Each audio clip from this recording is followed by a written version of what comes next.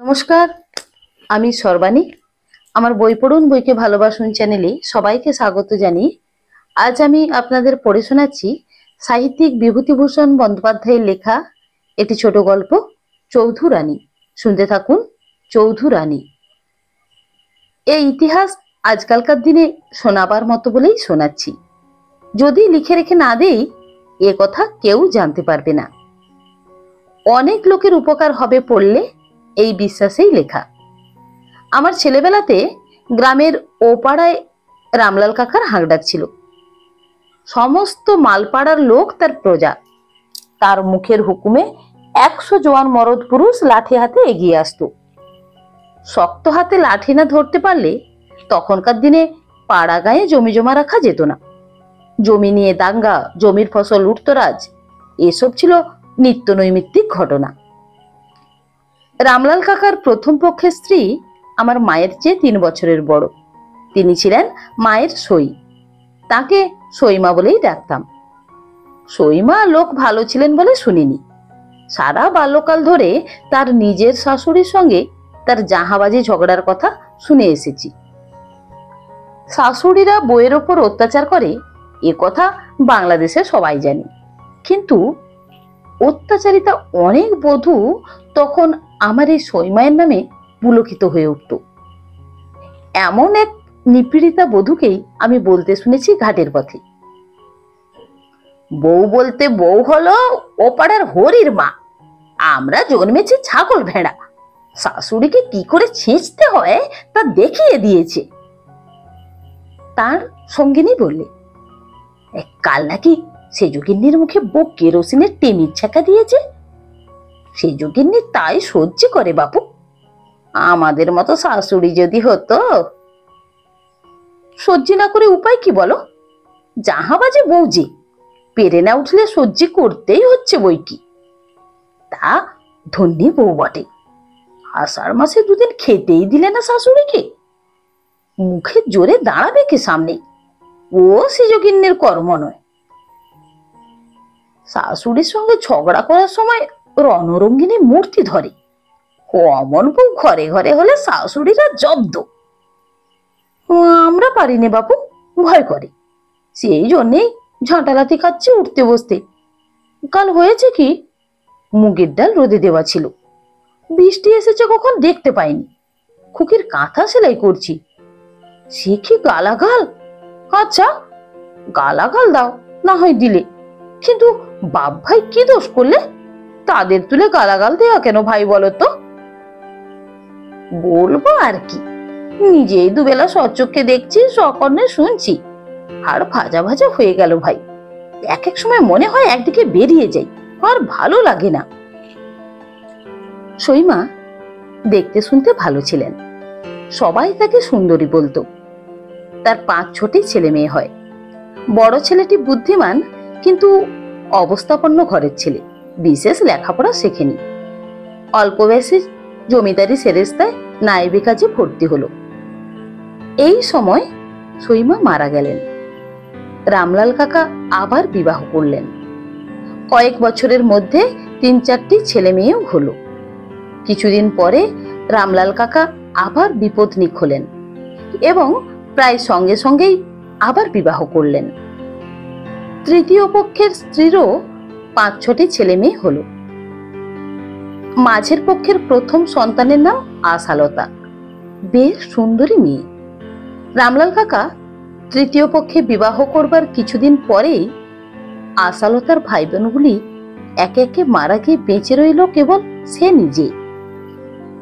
আশালতার বিয়ে হলো 11 বছর বয়সে এবং সে বিধবা হয়ে বাপের বাড়ি ফিরে এলো। কন্যা বিধবা হয়ে বাড়ি আসার পর থেকে শোকে রামলাল কাকার শরীর ভেঙে পড়ল এবং বছরখানেকের মধ্যে তিনিও ইহলোক থেকে বিদায় গ্রহণ করলেন। এর মুখ্য কারণ কন্যার বৈধব্য নয়, কেননা রামলাল কাকার মৃত্যু হয়েছিল বসন্ত রোগে। ভূমিকা এই পর্যন্ত। এখন আসল কাহিনী শুরু করা যাক। আমাদের এই ইতিহাস প্রধানত আশালতার ইতিহাস। ব্যাপারটা এখন দাঁড়িয়েছে যা, তা এখানে আরেকবার বলি। রামলাল কাকা সংসারে এখন কর্তা হয়ে দাঁড়ালো ওর প্রথম পক্ষের জ্যেষ্ঠ পুত্র শরৎ।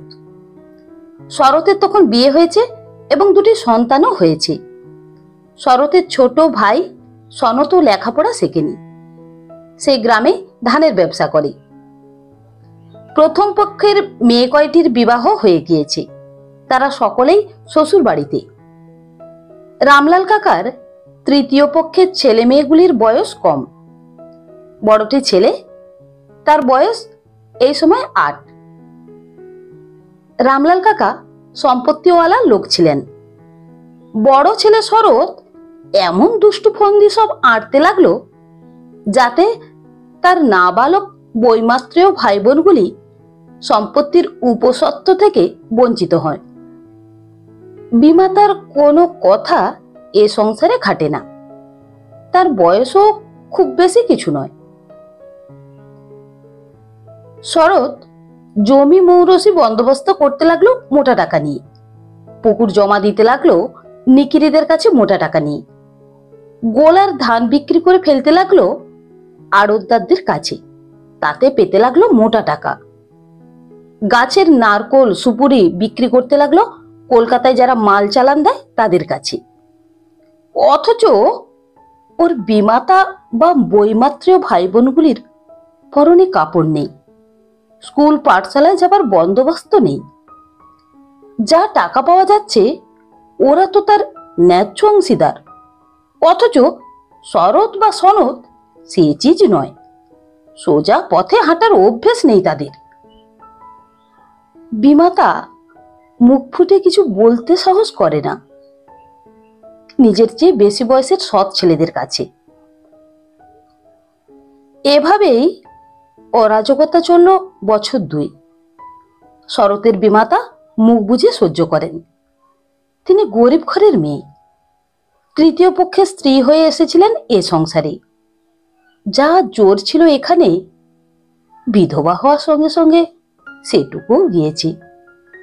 দুর্দণ্ড প্রতাপ সৎ ছেলেকে কিছু বলতে সাহস করেন না তিনি, নির্জনে চোখের জল ফেলেন। তার ছেলেমেয়েরা বিষয় সম্পত্তির কি বোঝে, মহা আনন্দে লাট্টু ঘোরায় আর ঘুড়ি ওড়ায় পথে পথে মাঠে ঘাটে। শীতকাল, সকালবেলা শরৎ এক বাটি মুড়ি খাচ্ছে বসে, এখনই চা খেয়ে সে বেরোবে। আশালতা এসে দোরের গোড়ায় দাঁড়িয়ে বললে, বড়দা। শরৎ মুখ তুলে বললে, কিরে? একটা কথা তোমায় বলবো। কে? বল তাড়াতাড়ি, আমার সময় নেই, কাছারিতে বেরোতে হবে এখনই। তুমি বাগদিপাড়ার জমি বন্দোবস্ত করেছো কত টাকায়? কবে? এই যে সেদিন করে এলে, বৌদিদের হাতে টাকা এনে দিলে। কেন, অত খোঁজে তোমার দরকার কি? আশালতা মুখ গম্ভীর করে দাদার সামনে এসে দাঁড়ালো। সুন্দরী মেয়ে, নিরাভরণ বিধবার বেশ, চাপার আগে ওর মুখ রাঙা হয়ে উঠেছে। বললে, দাদা, আজ আমি যে কথা বলতে এসেছি শোনো। তুমি ওরকম করে বিধু নিধুকে ফাঁকে দিতে পারবে না বলে দিচ্ছি। শরৎ অবাক হয়ে ওর মুখের দিকে চেয়ে রইল। এমন কথা যে আশালতা তাকে বলতে পারে, এটাই সে বিশ্বাস করতে পারছিল না তখন। অতটুকু মেয়ে আশালতা। পরক্ষণেই রাগে ও বিস্ময়ে তার মুখ দিয়ে কথা বেরোতে গিয়ে আটকে রইল খানিকক্ষণ। যখন কথাটা বেরিয়ে এলো অবশেষে, তা বড় অসংলগ্ন হয়ে পড়ল, তার মানে বোঝা গেল না। কি? জমিকার টাকা বিধু নিধুকে ফাঁকে মানে? শুনো দাদা, বিধু নিধু আছে, ওদের 3টে বোন আছে, ওদের তুমি দেখো না। মা ভালো মানুষ, তিনি কিছু বলতে পারেন না। ওদের পরনে না আছে কাপড়, না গায়ে একটা জামা। মায়ের একখানা থান, তাই শুকিয়ে নেয়। বিধু বড় হয়েছে, ওকে স্কুলে দিলে না। ওরা সব খাবে কি এরপরে করে? কি খাবে সে আমি কি জানি, আমারই বা কি দায় পড়েছে বিধুর পড়া নিয়ে মাথা ঘামাবার। বাবা থাকতেই তো আমাদের আর সনদকে পৃথক করে দিয়ে গেছেন। কিন্তু সেসব কথায় কি দরকার এখন জিজ্ঞাসা করি? তোমার সে সর্দারি করার দরকার কি? আশালতা দৃঢ় স্বরে বললে, সর্দারি করিনি দাদা, কিন্তু না বলেও আর পারছি না। মা কিছু বলেন না, কিন্তু এটুকু তো বোঝেন যে বিধু নিধু ফাঁকে পড়ছে। তুমি যে জমি বিলি করলে, বাঁশধান বিক্রি করলে, পুকুর জমা দিলে, সে টাকার ভাগ ওরা পাবে না। অথচ ওদের পরনে না আছে কাপড়, না আছে ওদের গায়ে একটা জামা। শরৎ রাগে কাঁপতে কাঁপতে বললি, এত বড় কথা তোর? তুই কথা বলতে আসবার কে শুনি? তোর কি ভাগ আছে বিষয়ে? তোর কোন জোর খাটবে এখানে শুনি? আমার কথা তো একটুও বলিনি দাদা। বিধু নিধুর ভাগ ওদের দাও, মাকে দাও। শৈলবালার বিয়ে দিতে হবে আজ বাদে কাল। সবই যদি বেচে কিনে ফেললে, কাল শৈলের বিয়ে হবে কি দিয়ে? সে ভাবনায় আমার রাত্রে ঘুম হচ্ছে না। মাগে বুঝুন তার মেয়ের বিয়ে কি দিয়ে হবে, আমার তাতে কি?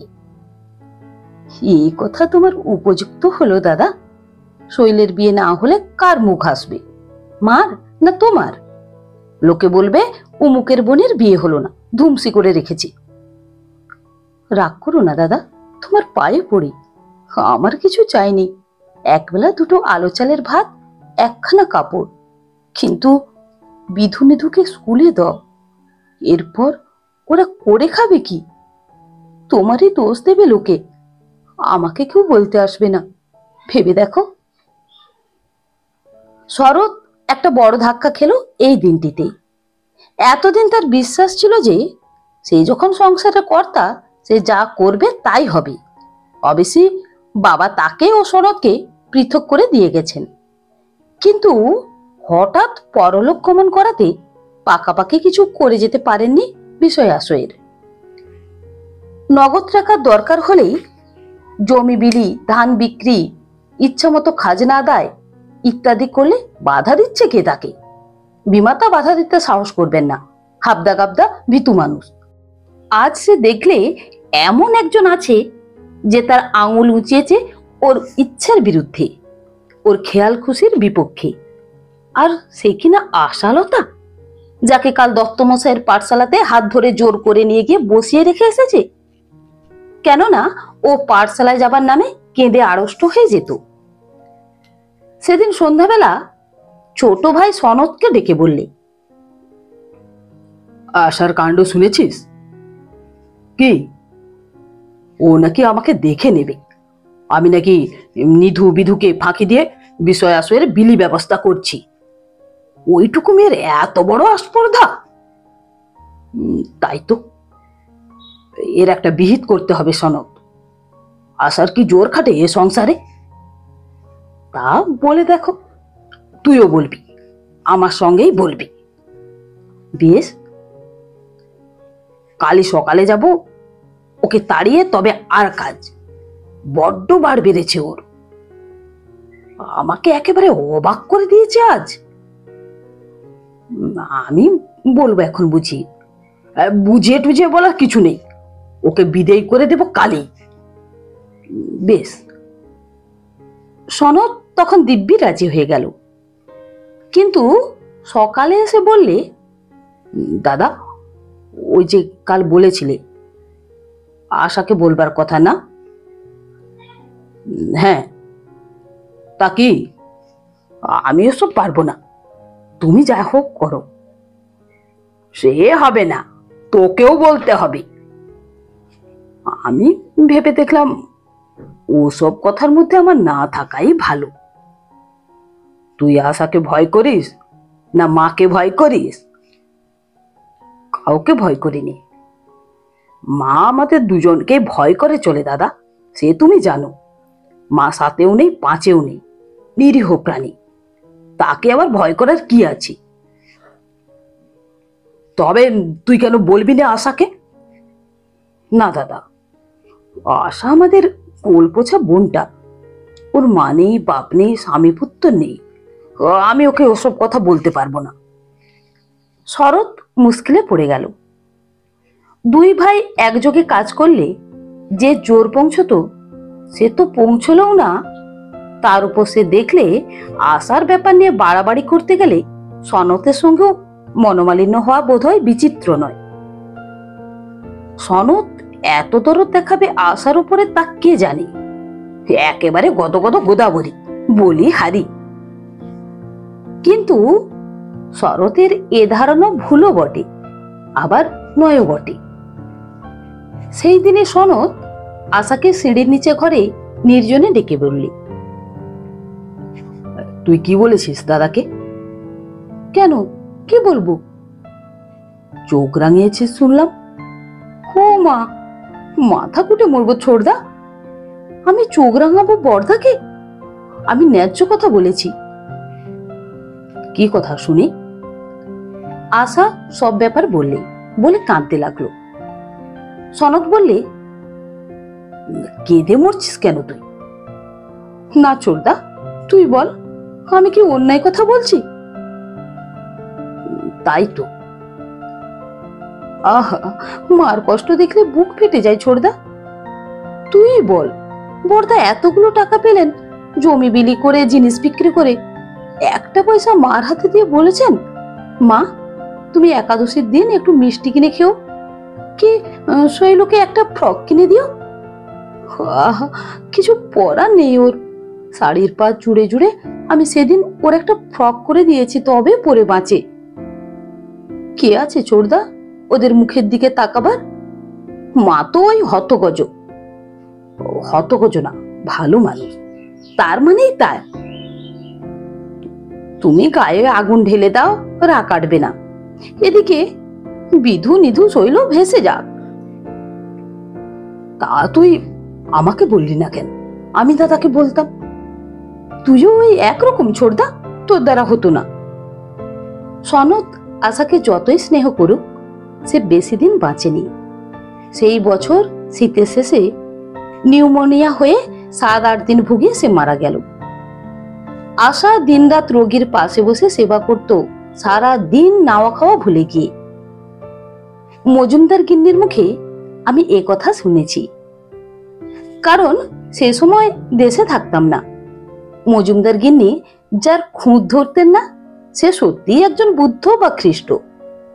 মজুমদার গিন্নি বলেছিলেন, সৎ মায়ের পেটের বোন বটে, নিজের বোন কমই আছে আজকাল যারা অমন করে ভাইয়ের সেবা করে।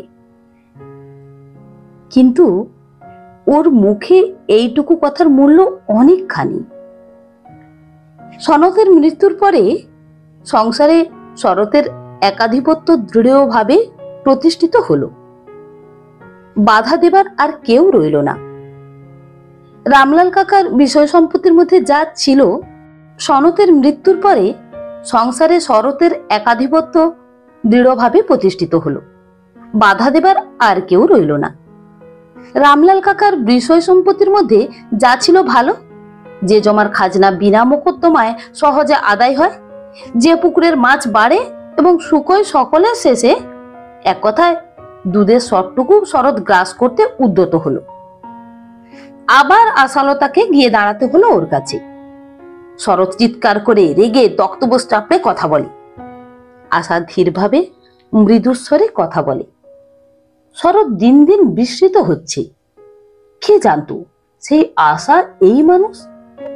নিধু বিধুকে নিয়ে গিয়ে শরতের সামনে দাঁড় করিয়ে সেদিন বললে,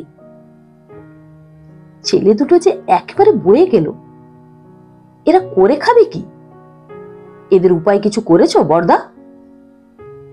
আমি কি উপায় করব? তুমি এখন ওদের গার্জেন হয়েছো, তুমি করো। আমি তো আমার পায়ের জুতোর তলা বর্দা, আমায় অমন কথা বলো না। তোমাকে আর মিষ্টি কথা শোনাতে হবে না আমাকে, যাও এখান থেকে। এদের উপায় কি করবে করো বর্দা, পায়ে পড়ি তোমার। মাইনে দেবে কে? তুমি। কেন আমি দেব? আমার। শরতের উত্তরের বাকি অংশটুকু ছাপার উপযুক্ত নয়। আশা চুপ করে থেকে বললে, তোমার পায়ে পড়ি দাদা, এদের লেখাপড়ার হিল্লে করো, বাঁদর হয়ে গেল একেবারে।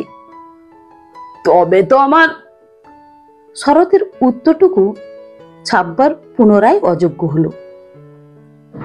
আশালতা পরদিন নিজে কোথা থেকে টাকা জোগাড় করে বিধু নিধুকে 2 মাইল দূরবর্তী সোনাখালী বক্সার মাইনর স্কুলে ভর্তি করে দিল। ছেলে দুটো বধ হয়ে গিয়েছিল, নিজে জোর করে ওদের স্কুলে পাঠিয়ে দিত, নিজে সকাল বিকাল পড়াতে বসাতো। আশা নিজে লেখাপড়া জানতো সামান্যই। গ্রামের অমর্ত্য গুরুমশাইয়ের পাঠশালায় বাংলা সরল পাঠ 3য় ভাগ পর্যন্ত, কিন্তু নিজের চেষ্টাতে সে অনেক শিখেছিল। ওর মামার বাড়ি ছিল কলকাতার কাছে এড়েত। মা বেঁচে থাকতে সেখানে গিয়ে 2-3 মাস থাকতো।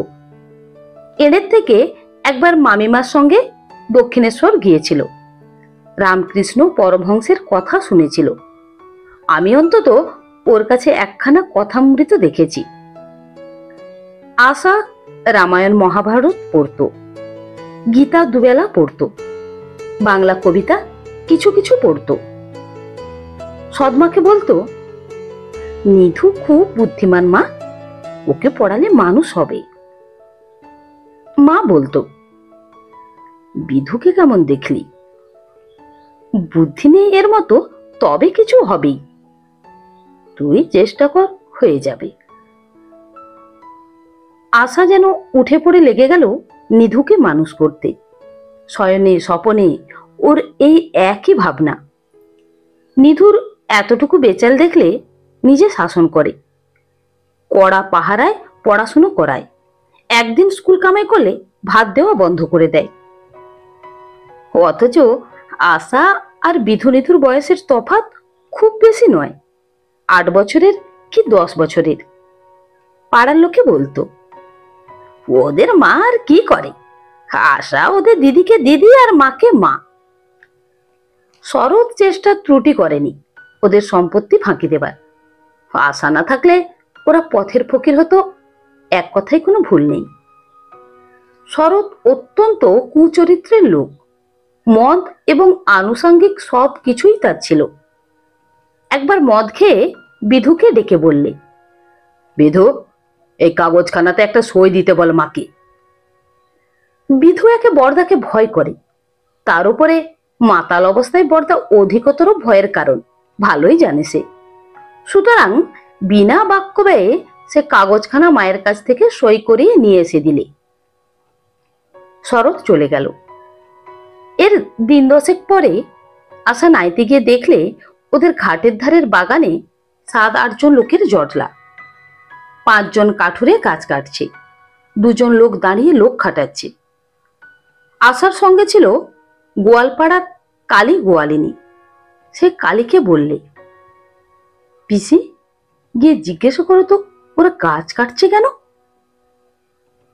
কালী জিজ্ঞেস করে এসে বললে, মা ঠাকরন, ওনারা বললে শরৎবাবু এ বাগানের গাছ বিক্রি করেছে আমাদের কাছে। সে কি কথা? জিজ্ঞেস করে এসে তো কত টাকায় বিক্রি করেছে।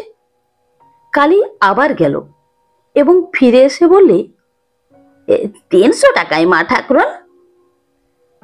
আশা তখনই বাড়ি গেল তাড়াতাড়ি স্নান করে। শরতের সঙ্গে কথাটা বলতে শরৎ ধীরভাবে বললে,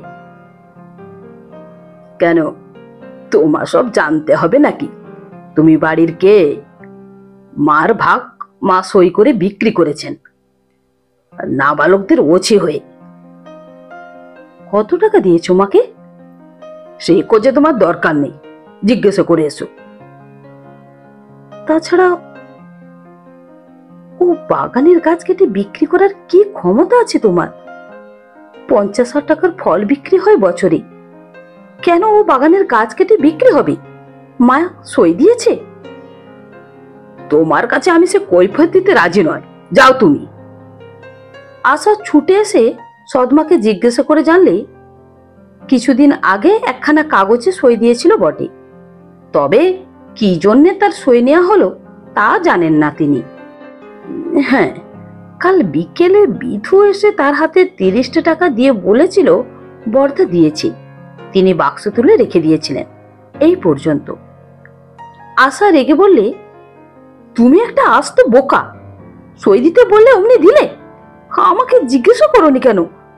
তুমি কি জানো কিসের সই? তুই তখন বাড়ির পুজো দিতে গিয়েছিলি পঞ্চানন্দ তলায় শনিবারের দুপুরে। তাছাড়া শরৎ মদ খেয়ে এসেছিল, বিধু ভয়ে কেঁদেই বাঁচে না।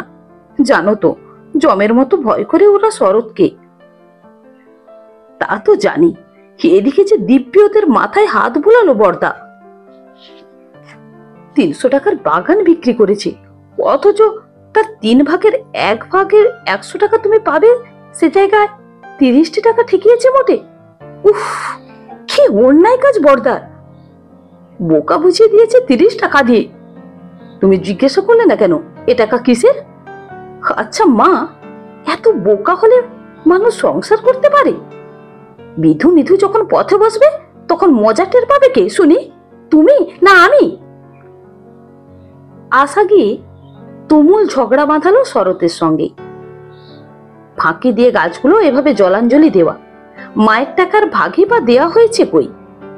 শরৎ তার ছেলের স্বরে বললে, যা যা যা, পারিস তুই, যা পারিস তুই করগে। আশা রাঙা মুখে বললে, বর্দা, তুমি এখনো চেনোনি আমায়। বিধু নিধুকে আর ওই বোকাশোকা মাকে ফাঁকি দিতে পারো, কিন্তু আমায় পারবে না। এই চললাম বাগানে, দেখি কার সাধ্যে বাগানের গাছ কেটে নিয়ে যায়। আয় তো বিধু আমার সঙ্গে। এখনো এত অরাজক হয়নি দেশে বর্দা। আশা গিয়ে বাগানে যারা গাছ কাটছিল বিধুকে দিয়ে তাদের বারণ করে পাঠালে। গাছ বিক্রি করা হয়নি বিধুদের অংশের। বাগানের গাছে কেউ যেন হাত না দেয়। আশার চেহারার মধ্যে এমন কি একটা জিনিস ছিল, সকলেই সমীহ করে চলত। তারা টাকা দিয়ে দলিল লেখাপড়া করে নিয়েছিল আগেই, তবুও আশার কথায় গাছ কাটা বন্ধ করলে। শেষ পর্যন্ত শরতের কাছ থেকে টাকা ফেরত নিয়ে চলে যেতে বাধ্য হলো তারা। এই সব ব্যাপারে শরৎ ক্রমে আশার মহা শত্রু হয়ে উঠল। ওর ওপরে নানা নির্যাতন শুরু হলো। এমনকি বড় ভাই হয়ে বোনের নামে হীন কুৎসার অতার্থেও দ্বিধা করল না। আশা শরতের কাছে গিয়ে বললে, বর্দা, তুমি আমার নামে গাঙ্গুলি কাকার কাছে এসব কি বলে এসেছো? শরৎ মন দিয়ে হাসির পিনে ডকা কাটছিল। শরতের স্ত্রী সামনে দাঁড়িয়ে চায়ের পেয়ালা হাতে। শরৎ ওর দিকে চেয়ে ভুরু কুচকে বললে, কেন এখানে এসেছিস? বলবো না? তুমি বড্ড সতী, তা আমার জানতে বাকি নেই। কেন, কি করেছি আমি? শরতের উত্তর ছাপাবার অযোগ্য। আশা মুখ ফিরিয়ে শরতের স্ত্রীর দিকে চেয়ে বললে, শুনলে তো বৌদিদি বর্দার কথা? শরতের স্ত্রী স্বামীকে অনুযোগের সুরে বললে, কি যে বলো, কত বড় সমর্থবনকে ওসব। শরৎ দাঁত খেঁচিয়ে বললে, তুমি চা দিয়ে চলে যাও দেখি, নিজের কাজ দেখো কি। শরতের স্ত্রী চোখের ইশারায় আশাকে চলে যেতে বলে সেখান থেকে সরে গেল। আশা সে কথা শুনলে না। দুজনে ধুন্ধুমার ঝগড়া বেঁধে গেল। পাড়ার লোকে উকিঝুঁকি মারতে লাগলো। আশাকে অনেক অপমানজনক কটূক্তি শুনতে হলো শরতের মুখে। শেষ পর্যন্ত শরতের স্ত্রী হাত ধরে সেখান থেকে টেনে নিয়ে গেল। আশার চোখ দিয়ে জল বেরিয়ে গিয়েছিল। আঁচল দিয়ে চোখ মুছতে মুছতে বললে, দেখো দেখি বৌদি, কি সব কথা যে বলেন উনি। শুনেছিলে তো বৌদিদি, আমি নাকি। তুমি ও বাড়ি চলে যাও ঠাকুরজি, কেন মিথ্যে অপমান হওয়া? আমি কি বলবো বলো? আমার বলবার চো নেই, সবকিছু তো জানো। খিড়কি দরজা দিয়ে চলে যাও। কিছুতেই কিন্তু আশাকে দমানো গেল না। সে ডানা দিয়ে আঁকলে রেখে দিল বিধু নিধু শৈলকে, শুধু নয় তাদের মাকে পর্যন্ত। যদিও ওর মা তার চেয়ে বয়সে অনেক বড়। গ্রামের লোকে আশাকে শ্রদ্ধার চোখে দেখত। অনেকে অনেক রকম সাহায্য পেত আশার কাছ থেকে। কারো আঁতুড়ে রাত জাগতে হলে আসা, কোনো যজ্ঞে বাড়িতে রান্না করতে আসা, কারো বাড়ির ডাল বেটে দেওয়ার সময় আসা। সারা গাঁখানার যে কোনো বিপদে আশাকে সবাই স্মরণ করবে এবং পাবেও। পাবে ঠিকই, ঘড়ির কাঁটার মতো পাবে, কখনো নিরাশ করেনি কাউকে। সেবার বৃদ্ধ বেনি হালদার ওকে বললেন, দিদি, একটা উপকার করতে হচ্ছে, রাতে কষ্ট পাচ্ছি, একটু দুধ পেলে খেতাম। দুধ পাওয়া যায় না, আমি গরিব, আমায় কেউ দেয় না। সোনু বৈষ্ণবের গায়ে দুধ দিচ্ছে, তুমি গিয়ে বলে কয়ে যদি 1 পোয়া করে দুধ দৈনিক যোগান দেওয়ার ব্যবস্থা করতে পারো। দাদু, আপনার ভাত রেঁধে দেয় কে? জম কে দেবে দিদি? হে গায়ে কি কেউ কারোর দিকে তাকায়? তোমার দিদি মারা গিয়েছে আর 6 বছর। এই 6 বছর হাঁড়ি ঠেলছি, ছেলে নেই, মেয়ে থাকে শ্বশুর বাড়িতে। আমি রাঁধলে রাঁধবে কেডা? আমি যদি রেঁধে দিই খাবেন দাদু? যদি আপনার বাত না সারে, রেঁধে দিলে খাবেন? খাবো, খেয়ে বসতে যাব, 2 হাত তুলে নাচবো, মনে করব চিকেত্তরের মহাপ্রসাদ খেলাম। কেন এ কথা বললি কেন দিদি? আমার নামে নানা রকম রটনা রটেছে কিনা গায়ে, বর্দা রটিয়ে বেড়াচ্ছি। আমার মায়ের নামে যদি রটনা রটতো তবে আমি তার হাতে খেতাম না। মাস 2 অর্থাৎ সেবার গোটা শীতকাল ধরে রোজ সকালে এসে বুড়ো বেনি হালদারের রান্না করে দিত আশা।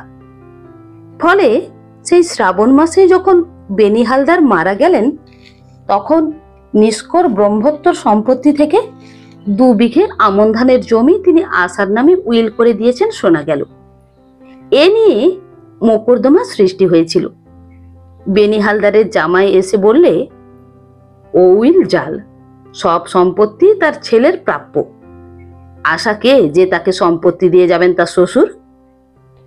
শরৎ বেনি হালদারের জামাইয়ের তরফে মোকদ্দমার গোপনে তদবিরও করেছিল, কিন্তু শেষ পর্যন্ত আশার জমি কেউ কেড়ে নিতে পারেনি।